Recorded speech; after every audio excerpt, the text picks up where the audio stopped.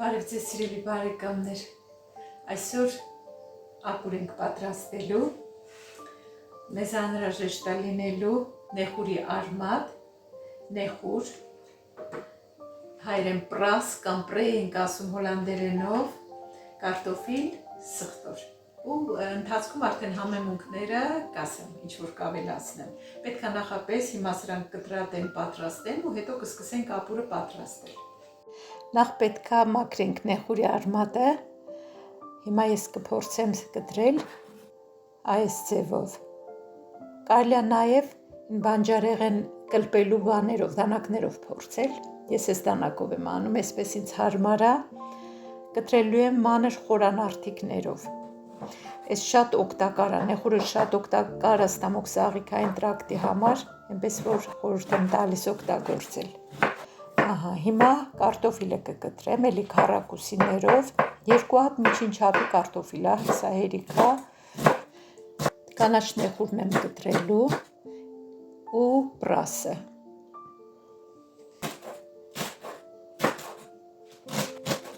Եթե պրաս չունեք, կարող եք սոխ օգտագործել,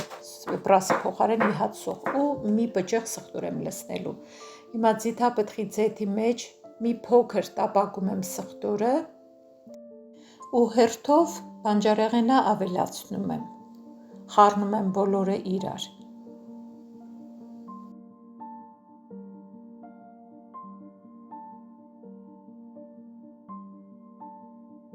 Մնում է ավելացնեմ նեխուրի արմատը,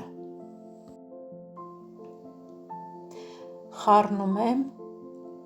ու ավելացնում եմ եռացրած ջուր, աղ, սև պղպեղ ու չորացրած սամիտ եմ ավելացնում, մի հատ դափնետերև, որ հետո կհանեմ, ես այսքան ջուր եմ ավելացնում, բայց կարող եք դուք ավելի շատ անել, որ ջրիկ լինի ավելի։ Բանջարեղենը 15 րոպե եփում եմ,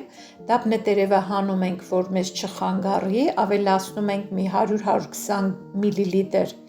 սերուցք,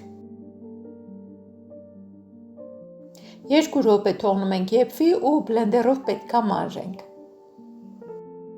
Այսպես արագ եփվեց, պատրաստ է արդեն, շատ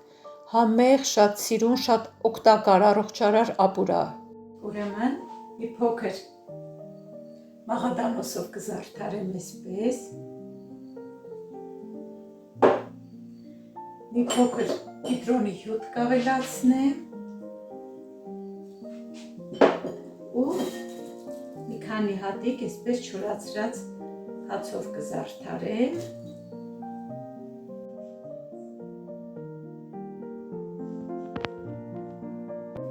Մի քիչ կարող եք ջուրը ավելի շատ լցնել, որ ավելի ջրիկ լինի, ես այսպես մի քիչ ավելի սոուսանման էի ուզում, որ լիներ։